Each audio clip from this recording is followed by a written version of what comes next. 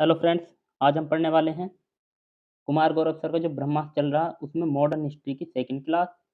और इससे पहले मैं आपको एक क्लास करा चुका हूं। तो मॉडर्न हिस्ट्री की हमारी सेकंड क्लास है और इसमें हम कुमार गौरव सर के जो ब्रह्मास्त्र बैच है उसका रिवीजन करने वाले हैं।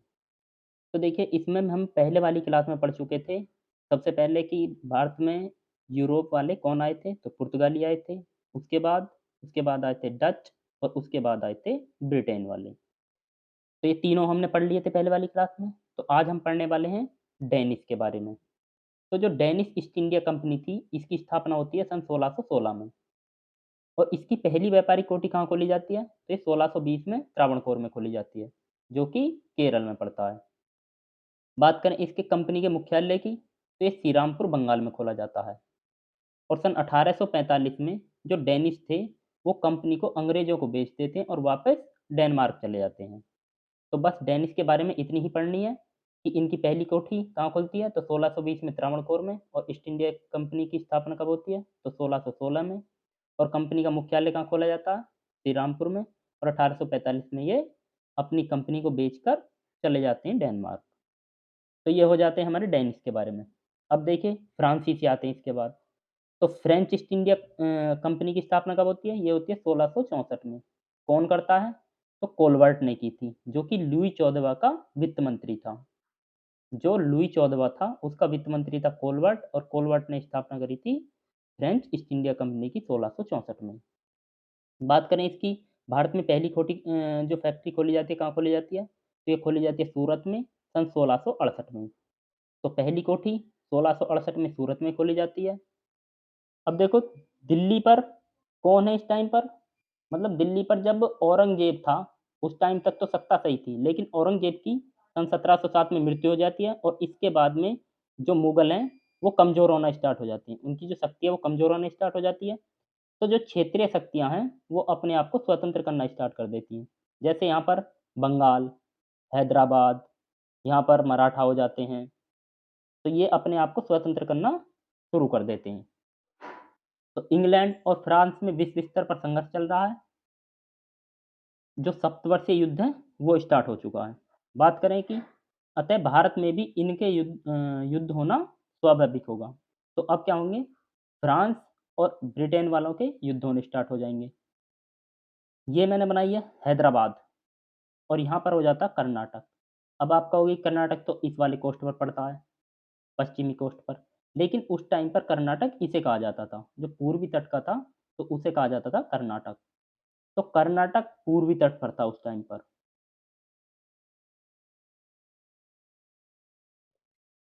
और इसके उत्तराधिकार के लिए अंग्रेजों और फ्रांसीसियों के बीच संघर्ष होना स्टार्ट हो जाता है।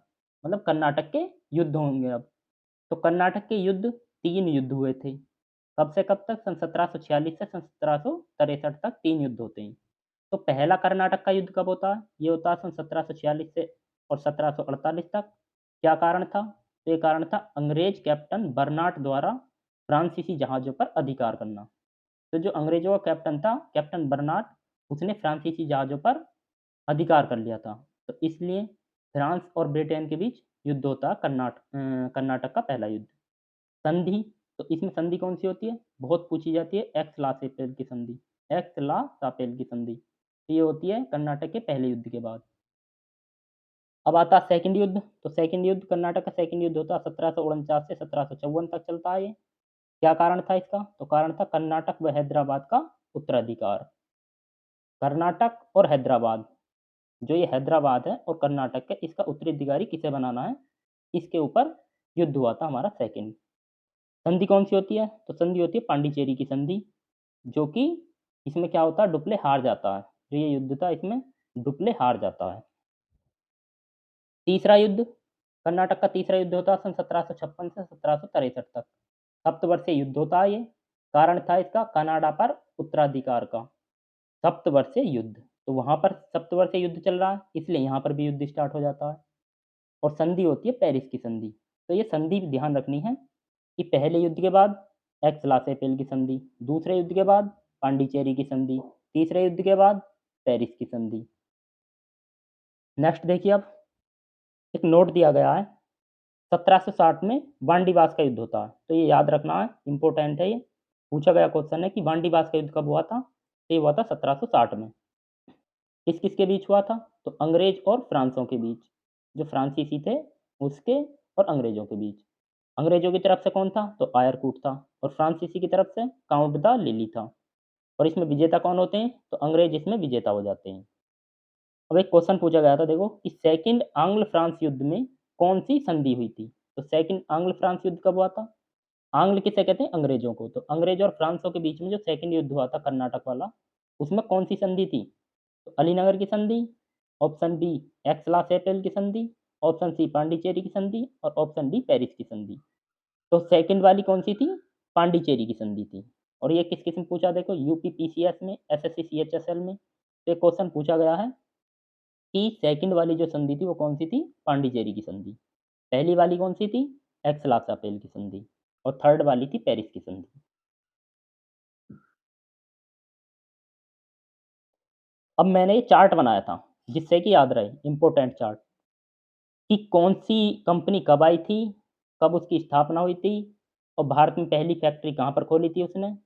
तो इसका चार्ट है ये।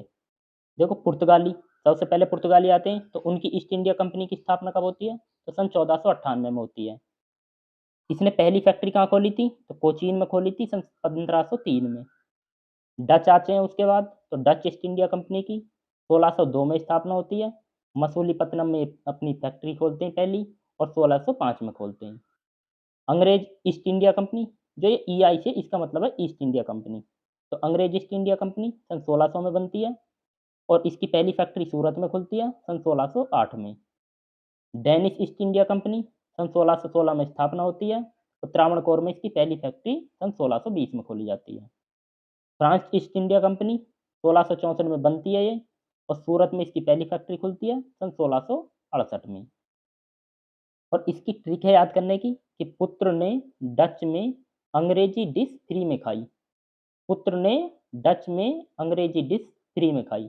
तो इसका मतलब है पुत्र से पुर्तगाली, डच से डच, अंग्रेजों से ब्रिटेन वाले, डिश डेनिश और फ्री फ्रांसीसी।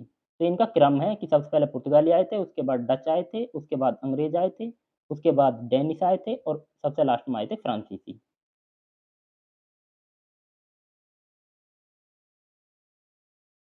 अब देखो जो क्षेत्रीय शक्तियाँ थी वो कौन-कौन सी थी?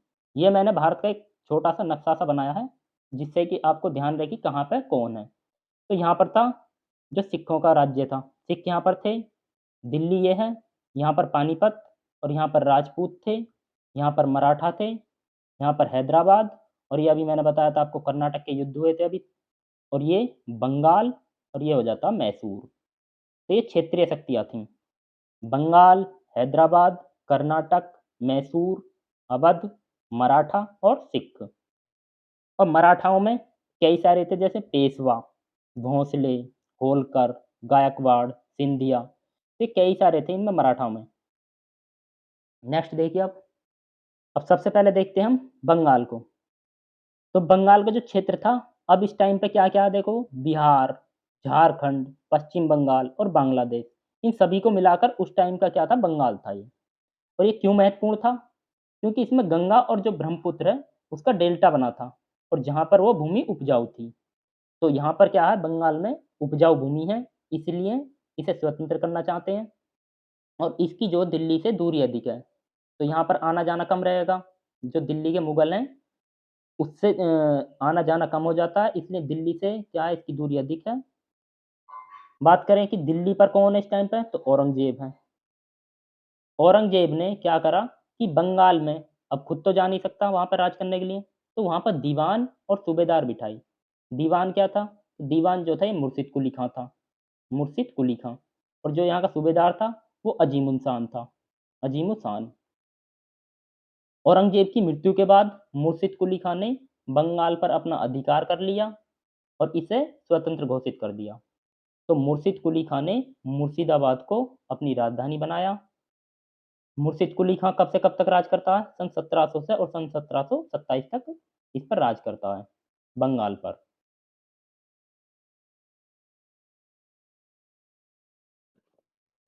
मुर्शिद कुली खां के बाद आता अलवर्दी खां। अलवर्दी खां, इसके बीच में आते हैं इसके दामाद, लड़का लेकिन जो फेमस है वो है अलवर्दी खां। सन 1740 से और सन 1756 तक रहता है ये। और इसने अंग्रेज़ों के बारे में क्या कहा था कि मधुमक्खी के छत्ते के समान है, अगर छेड़ा तो काट खाएँगी। तो ये किसके लिए कहा है? अंग्रेज़ों के लिए कहा है कि अंग्रेज़ जो हैं वो मधुमक्खी के छत्ते के समान हैं, यदि इन्हें छेड़ा तो ये काट खाएँगी। अब देखो बंगाल के जो नवाब थे, ये एक-एक करके पढ़ लेते हैं हम। सबसे पहले बनता है मुर्शिद कुली खां। तो मुर्शिद कुली खां कब बनता है ये? सन 1700 में और सन 1727 तक बनता है ये। इसके बारे में डिटेल देखो, बंगाल का पहला नवाब था ये। उत्तराधिकारी कौन बनता है इसका? तो इसका उत्तराधिकारी था शुजाउद्दीन, जो इसका दामाद था। इसने इजारेदारी प्रथा प्रारंभ की थी और इसकी राजधानी थी ढाका से इसने मुर्शिदाबाद ट्रांसफ़र की थी। तो ये पूछा जाता है कि ढाका से मुर्शिदाबाद जो राजधानी थी वो किसने ट्रांसफ़र की थी? तो मुर्शिद कुली खां ने की थी। दूसरा आता है जो इसका दामाद था शुजाउद्दीन वो बनता है। तो शुजाउद्दीन बनता है सन 1727 से और 39 तक बनता है ये। इसका उत्तराधिकारी कौन होता है? तो इसका पुत्र था सरफराज। तो इसका उत्तराधिकारी इसका पुत्र सरफराज बनता है। सरफराज कब से कब तक रहता है? तो ये रहता है सन 1739 से सन 1740 तक। इसके बारे में एक याद रखना है कि गिरिया के युद्ध में मृत्यु हो जाती है इसकी और कौन करता है? अलवर्दी खां इसकी मृत्यु करता है। तो अलवर्दी खां ने मृत्यु कर दी इसकी, तो अब कौन बनेगा नवाब? तो अब बनेगा अलवर्दी खां। अब अलवर्दी खां नवाब बन जाता है। सन 1740 से सन 1756 तक रहता है ये। और इसने अंग्रेज़ों के लिए क्या कहा था कि यदि इन्हें ना छेड़े जाए तो ये शहद देंगी और यदि छेड़ा गया तो काट खाएँगी। अंग्रेज़ों के बारे में कहा था अलवर्दी खां ने। इसका उत्तराधिकारी कौन बनता है? तो इसका उत्तराधिकारी होता है सिराजुद्दौला, जो इसका दामाद था। तो सिराजुद्दौला इसका उत्तराधिकारी बनता है, जो इसका दामाद था। सिराजुद्दौला देखो अब, ये 1756 से सन 1757 तक रहता है। इसने दस्तक पास के जो सन 1717 में फर्रुखसियर ने स्टार्ट करा था दस्तक पास, उसके दुरुपयोग को रोकने के लिए फोर्ट विलियम किसने खोला था ये फोर्ट विलियम? ये ब्रिटेन वालों ने सन 1698 में बनाया था। तो इस पर अपनी कार्यवाही करता है और रॉबर्ट क्लाइव को भगा देता है तथा कलकत्ता का नाम अलीनगर कर देता है ये। तो जो फोर्ट विलियम था, उसे बाद में कलकत्ता कहा गया और कलकत्ता का ये नाम क्या कर देता है? अलीनगर कर देता है। तो अलीनगर किसके नाम पर करता है? अलवर्दी खां के नाम पर। तो अलवर्दी खां के नाम पर कलकत्ता का नाम अलीनगर कर देता है और अलीनगर की संधि होती है क्लाइव और जो सिराजुद्दौला इसके बीच में। एक घटना थी कालकोठरी त्रासदी। ये होती है 20 जून सन 1756 को, कालकोठरी त्रासदी। इसमें 146 व्यक्ति थे, जिसमें से केवल 23 ही बचे थे, बाकी सब मर गए थे। ये कौन बताता है? हॉलवेल बताता है। अब आता है 23 जून सन 1757 का प्लासी का युद्ध।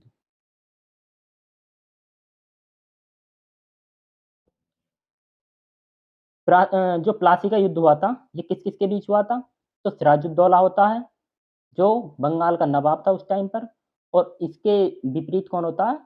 क्लाइव, जो ईस्ट इंडिया कंपनी का गवर्नर था। तो सिराजुद्दौला और क्लाइव के बीच ये युद्ध होता है।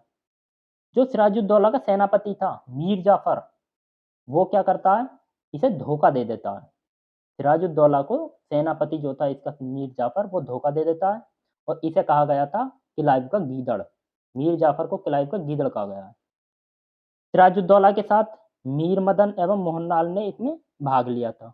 जो मीर मदन और मोहनलाल थे। ये पूछा गया क्वेश्चन है कि प्लासी के युद्ध में सिराजुद्दौला का साथ किसने दिया था? तो किसने दिया था? मीर मदन और मोहनलाल ने।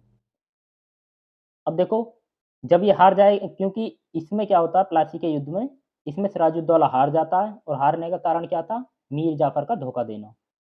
तो हारने के बाद अंग्रेज़ मीर जाफ़र को क्या बना देते हैं? नवाब बना देते हैं वहाँ का। सन 1757 से और 60 तक रहता है ये नवाब। उत्तराधिकारी कौन होता है इसका? तो मीर कासिम इसका उत्तराधिकारी बनता है, जो इसका दामाद था। लेकिन ये कहता है कि अब मुझे ज़्यादा दिन नहीं रहना है इस पर, जो नवाब पद है कि मुझे नहीं चाहिए अब। तो इसके बाद जो इसका उत्तराधिकारी मीर कासिम होता है, उसे बना दिया जाता है नवाब। तो मीर कासिम सन 1760 से 63 तक रहता है। लेकिन मीर कासिम बहुत ही चालाक था। इसने क्या करा? राजधानी को मुर्शिदाबाद से मुंगेर ट्रांसफ़र करा।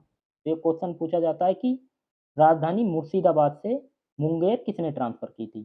तो ये करी थी मीर कासिम ने, और जर्मन वॉल्टर की नियुक्ति की थी इसकी। तो ऐसे-ऐसे काम करने की वजह से अंग्रेज इससे चिढ़ने लगे और इसे क्या करते हैं, हटाना चाहते हैं फिर। तो अब क्या होता है, अब बक्सर का युद्ध होता है। बक्सर के युद्ध में सन 1764 में युद्ध होता है। इसमें कौन-कौन थे? तो इसमें एक तरफ थे ईस्ट इंडिया कंपनी और दूसरी तरफ कौन था? अवध, बंगाल और मुगल सम्राट। और अवध का नवाब कौन था? तो अवध का नवाब था शुजाउद्दौला, और बंगाल का कौन नवाब था? तो मीर कासिम था, और मुगल सम्राट कौन था? शाह आलम द्वितीय। तो इधर ये तीनों थे और इधर ईआईसी मतलब ईस्ट इंडिया कंपनी। तो ईस्ट इंडिया कंपनी का नेतृत्व करा था सेनापति हेक्टर मुनरो ने। हेक्टर मुनरो ने इसका नेतृत्व करा था बक्सर के युद्ध का। और इसमें क्या होता है, बक्सर के युद्ध में हेक्टर मुनरो जीत जाता है और उसके बाद अब 2 संधि होनी है। तो जब देखो बक्सर के युद्ध को ये जीत जाता है हेक्टर, तो उसके बाद इलाहाबाद की संधि होती है और इलाहाबाद की संधि करने के लिए क्लाइव को बुलाया जाता है। हेक्टर नहीं करता इसकी संधि, कौन करता है? क्लाइव। सन 1765 में इलाहाबाद की संधि होती है किस-किस के बीच? East India Company, Awadh, Bengal और मुगल के बीच। तो इधर ये तीनों थे और इधर ईस्ट इंडिया कंपनी। तो ईस्ट इंडिया कंपनी अवध के साथ क्या करती है देखो संधि में, कि इलाहाबाद और कड़ा, जो 2 ये प्रांत थे इलाहाबाद और कड़ा, इनका राजस्व मुगल सम्राट को दिया जाएगा और 50 लाख रुपए युद्ध हर्जाना। तो ये किससे था? अवध के नवाब से, कि 50 लाख रुपए देने पड़ेंगे और इलाहाबाद और कड़ा की जो राजस्व है वो देना पड़ेगा। मुगल से क्या करते हैं, जो इस EI east India company Mughal सम्राट से, कि भाई तुझे इलाहाबाद और कड़ा का राजस्व दिया जाएगा, ये बात कही गई थी। अब ईस्ट इंडिया कंपनी बंगाल वाले से क्या करती है, तो बंगाल में क्या होता है कि बंगाल के दीवानी, जो रेवेन्यू था, दीवानी अधिकार ईस्ट इंडिया कंपनी के पास चले जाते हैं, जबकि खर्चा करने के लिए नवाब के पास। तो इससे क्या होता है कि द्वैध शासन स्टार्ट हो जाता है। बंगाल में द्वैध शासन स्टार्ट हो जाता है। अतः बंगाल में द्वैध शासन स्टार्ट हो जाता है और एंड कौन करता है इसे? वारेन हेस्टिंग करता है। नेक्स्ट देखिए आप, एक नोट दिया है कि केएम पन्नीकर का कथन। तो केएम पन्नीकर का कथन क्या था, कि प्लासी एक सौदा था जिसमें मीर जाफर और बंगाल के धनी लोगों ने नवाब को अंग्रेजों के हाथों बेच दिया था। तो ये केएम पन्नीकर का कथन था, क्योंकि मीर जाफर जो था उसने धोखा दिया था सिराजुद्दौला को। तो इसमें कहा गया कि प्लासी का एक सौदा था जिसमें मीर जाफर और बंगाल के धनी लोगों ने नवाब को अंग्रेजों के हाथों बेच दिया था। ये था हमारा बंगाल के बारे में। अब इसके शॉर्ट नोट्स कैसे बनाने हैं वो देख लो। तो शॉर्ट नोट्स ये हैं, बंगाल, बंगाल का भू राजस्व अधिक था, इसलिए स्वतंत्र करवाया था। दिल्ली से इसकी दूरी अधिक थी, तो ये इसलिए महत्वपूर्ण था बंगाल। तो ये महत्वपूर्णता के कारण थे कि क्या-क्या था, भू राजस्व यहाँ पर अधिक था और दिल्ली से दूरी अधिक थी। उसके बाद यहाँ पर जो मुगल सम्राट है वो दीवानी अधिकार किसे देता है, तो मुर्शिद कुली खां को, और सूबेदार के अधिकार अजीमुद्दीन को। औरंगजेब की डेथ हो जाती है, उसके बाद क्या करता है मुर्शिद कुली खां, बंगाल को स्वतंत्र घोषित कर देता है और राजधानी बनाता है मुर्शिदाबाद। और अलवर्दी ईस्ट इंडिया कंपनी को मधुमक्खी की तरह बताता है। अलवर्दी खां जो था वो ईस्ट इंडिया कंपनी को मधुमक्खी की तरह बताता है। उसके बाद आता है सिराजुद्दौला। तो सिराजुद्दौला कलकत्ता को अलीनगर घोषित कर देता है, कि अलीनगर कलकत्ता का नाम अलीनगर बना देता है और अलीनगर की संधि होती है एक। 23 जून सन 1757 को क्या होता है, ये प्लासी का युद्ध होता है और इसमें विश्वासघात कर देता है मीर जाफर। मीर कासिम नवाब बनता है जब, तो वो मुंगेर से राजधानी मतलब मुंगेर राजधानी बनाता है। और सन 1764 में बक्सर का युद्ध होता है। इसमें क्या होता है, हेक्टर मुनरो और इसके वर्सेज में थे सिराजुद्दौला, शाह आलम द्वितीय और मीर कासिम। और ये हेक्टर मुनरो जीत जाता है इस युद्ध को। तब संधि होती है इलाहाबाद की संधि। सन 1765 में इलाहाबाद की संधि होती है और इसमें क्या होता है कि बंगाल पर जो दीवानी अधिकार है वो ईस्ट इंडिया कंपनी को दिए जाएंगे, जिससे कि डुअल सिस्टम स्टार्ट हो जाता है। तो ये थे इसके शॉर्ट नोट्स बनाने के लिए।